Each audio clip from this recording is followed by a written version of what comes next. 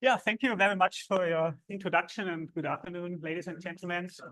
So the work that I'm going to present has mainly been performed by one of our PhD students, Simon Pillmeier, and within his PhD, he is addressing fracture and peak properties of nanocrystalline materials. And within this work, he also came along this chromium, manganese, iron, cobalt, nickel alloy, which is often termed also the so-called Cantor alloy, which is a very prominent example of a high entropy alloy. So why is it so prominent, this alloy? So this high entropy alloy, so this Cantor alloy, exhibits very interesting properties, such as a very high damage tolerance in terms of fracture toughness and strength, even though it is actually only a single-phase FCC material. And in addition, it also displays, as a function of temperature, properties like increasing strength and also a toughness which is more or less stable across the temperature range. Yeah? And these properties, or some of these properties, are attributed to the occurring of mechanical twinning during deformation. Yeah? And since then, many studies have been initiated working with such high entropy alloys and similar compositions as in this Cantor alloy. But most of the studies have always been restricted to the micrometer grain size regime. And we wanted to know how now these fracture properties, or in more detail, the fatigue crack growth behavior and the fracture toughness changes when the grain size is reduced into the nanometer regime, which is normally by classical metallurgical methods not accessible. Yeah? So to get this nanometer material, we used a technique called high pressure torsion. So this is a severe plastic deformation technique. We work here with such disc-shaped samples. These discs are compressed within these anvils, and then certain shear strain is applied to the sample. And through this shear deformation, very high degrees of deformation are reached. And through this, substantial grain refinement can be achieved. And starting from the coarse grain starting material, we could then obtain a nanocrystalline material. Yeah?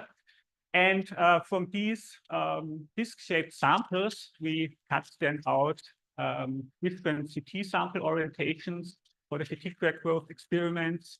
So we looked at 3 different orientations. So these are the nominal dimensions, so they are quite small. So this is one big advantage. A disadvantage of the technique, that we can only have samples in the size range of several centimeters, but still, due to the high strength, it's also possible to address linear elastic fracture mechanics methodologies. Important here, after machining the sample was then finally pre-cracked under compression loading, and then afterwards the fatigue crack growth experiments were performed in the form of the constant amplitude test using the load rising method, and the crack length was measured with the direct current potential drop method. Yeah? So here you see such a little guy of the samples, and here the current is applied and the potential drop is measured with these wires here. Yeah? So the load ratios that we used were 0.1 and 0.7 to account for crack closure effects. And yeah, then the data was evaluated according to the standard, to a very contemporary standard, as far as it was possible in case of these small samples. Yeah? Okay, so here just a quick look into the load rising method. So what you normally have is that you pre-notch the sample, and then the sample is pre-cracked under compression loading, and then a certain load block is applied for a certain number of cycles. And when the applied load is below the so-called effective threshold of stress intensity factor range, we will have no crack propagation. And above this effective threshold, there will be some crack propagation in these individual loading blocks. But due to the build-up of closure and closure mechanisms, the crack will always arrest. Yeah? And once you jump over the long crack threshold or the threshold stress intensity factor range, delta K threshold, then the crack will not stop anymore. And from this data set, then you can evaluate the FCG, the fatigue crack growth diagram. Yeah? And from this section, from these loading increments here, you can actually obtain the cyclic R curve, yeah, which is shown here. So, okay, before I come to the results, here just a quick look into the microstructure after the deformation process. So we have here a truly nanocrystalline microstructure with elongated grains. This grain elongation is here in this tangential direction or parallel to this tangential direction, where we have grain sizes in the range of 70 nanometer in the long axis, 35 in the short axis. And there are also some mechanical twins present. And very important is that through the grain fragmentation, it stays still a single phase structure. Due to this high degree of grain size reduction, we have also a strong increase in the hardness. So you see here a hardness for different axial offsets.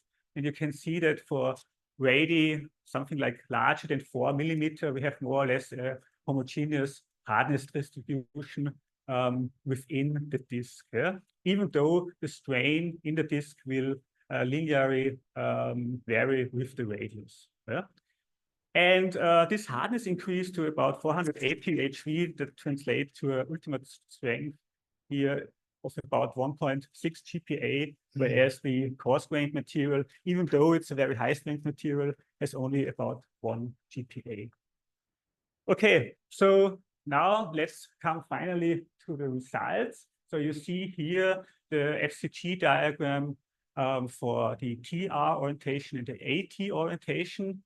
That means, so AT means that the crack will propagate parallel to this elongated grain shape, and in the TR orientation, it will propagate perpendicular to the grain elongation. And here now the curves for both load ratios, so for O1 and O7. The open symbols are for O1, the solid symbols are for 0.7. And all in all, we have a anisotropic behavior. You see here an example of a sample orientated with the TA orientation. So in the TA orientation, the crack gradually deflects, so it's not further usable for the evaluation of the FCG curve. And what you can also interpret from these curves is that in the AT orientation, the fatigue crack growth rate is faster than in the TR orientation. And interestingly, the slope in the Paris regime is in the range of 3 to 4. So something very, what you find actually very often, for instance, also for steels. So we have an anisotropic behavior, and on the other hand, we have also a weak R-curve behavior. For 0.1 in these two orientations, AT and TA, with an R-curve behavior, and for sure for the high load ratio, there's no R-curve behavior anymore. And the reason for this anisotropy, I just want to shortly discuss on the next slide. When we look into the fractographs, we see for this AT orientation, we see an granular, elongated structure. This implies that we have here intercrystalline fracture, and the crack propagates along the grain boundaries. And in the TR orientation, the structure at the same stress intensity factor range is more or less equiaxed. And this implies that the crack has to circumvent the elongated grains.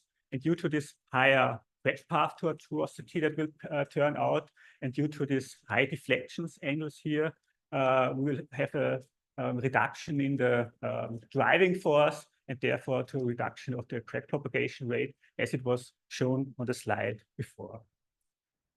So regarding the weak R-curve behavior, I will come back then later, but Another interesting thing that you also find on the fracture surfaces at higher stress intensity factor ranges is that we have here the formation of striations.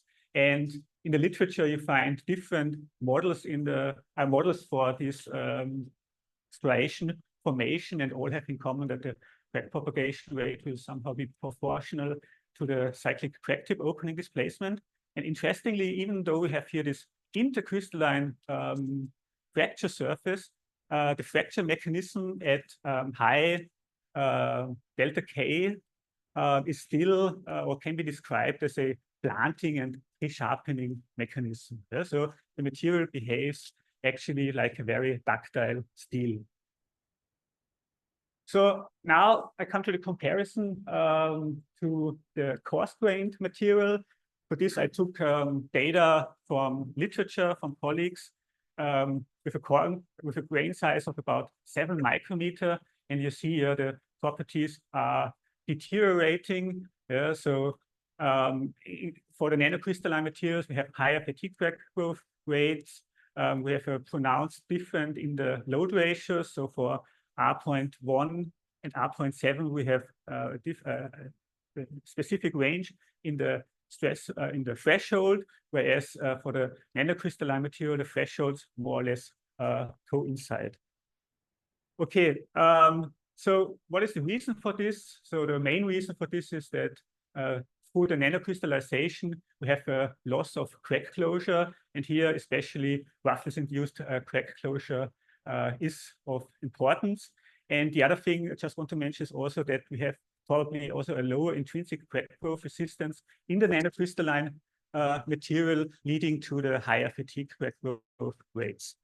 Okay, and also what I'm going to show here shortly is just a comparison with a nanocrystalline austenitic steel, so a material that is often used for comparison, and in fact it behaves more or less the same. So even though here the chemistry is very complicated in this high entropy alloy, you get more or less the same FCG behavior. Yeah? Okay, then we also tried to find a way to improve now the deteriorated FCG properties of the nanocrystalline materials. And for this, we did heat treatments, which induce a certain additional increase in the hardness and also the precipitation of additional phases. And we thought maybe that through these additional phases, we could then finally improve the properties by crack tip shielding mechanisms.